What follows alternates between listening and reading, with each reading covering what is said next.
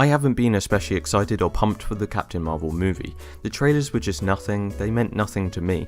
I had an inkling that it wasn't going to be very good. Possibly the worst MCU movie since Iron Man 2, which to be fair I still enjoyed. So all in all I came into the cinema very negative, very skeptical, but you know what, I was pleasantly surprised. I'm not going to hype it up and pretend it was amazing, it wasn't. I still prefer Ragnarok, Infinity War, The Winter Soldier, etc. The usual, but I was at no point bored or disappointed.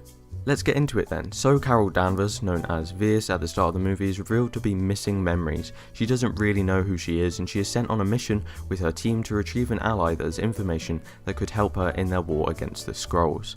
She is kidnapped and the Skrulls use this device to try and extract information from her missing memories as they identify traces of energy or something that they were looking for.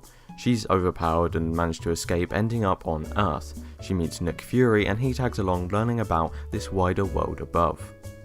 So first of all, everyone's acting, like always, was brilliant. I loved Samuel L. Jackson, he was hilarious, especially Goose. I'm begging for like a 90s buddy cop TV series featuring Fury and Goose as they look for the unnatural to join this Avengers initiative. Goose, he's very close to the love I have of Groot right now, not gonna lie. Story-wise, it was difficult to follow. You being thrown around time, thrown between planets, different people, it's difficult to keep track and the story suffers from this style. I think they did the best they could, but the difficulty having your main characters not remember their past is that emotionally, you can't really get invested in some characters. However, a strength I think they should have used more of was all of the connections, references and people that we were already familiar with. They didn't have to set up Fury and Coulson because we understand why Coulson disobeyed orders, because we've seen him before. And so from this I think they should have had Ronan the Accuser as the main villain. We've seen what he's like. It was a chance to flesh out his character a little more. Despite this, I think Jude Law's Yon-Rogg was a good villain, but we don't really know motives. All we know is that it turns out the Skrulls weren't bad and it was the Kree that was trying to kill them and started this war. So let's quickly talk about the end credits scenes. The first one starts with a close-up of the pager seen at the end of Infinity War and earlier in the movie. It turns off and we see it is within the Avengers bunker, with Natasha trusting Fury had called someone for help as she states she wants to know who's on the other end of that thing. She turns around to find Carol looking pretty pissed off, asking where Fury is. I will assume this would be near the beginning of the movie, seeing as the Cap still had his beard, but begs the question of how they failed their first mission, which most people are theorising, with such an overpowered character. The second end scene is of Goose coughing up the Tesseract as if it was a hairball. Whilst I'm talking about Goose, let's talk about Fury's eye.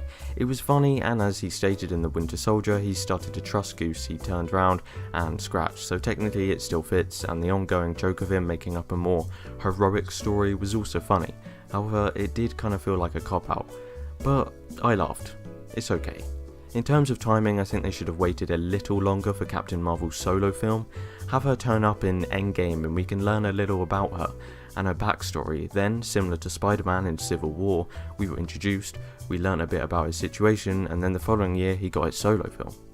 But I do understand the struggle. They wanted it to flow a bit more naturally into the next phase, and so needed to introduce someone else new to take control of the MCU.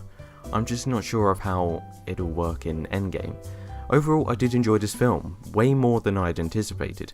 It felt quite Star Trek-y in a sense. It was a cross between a Guardians film and Captain America the Winter Soldier.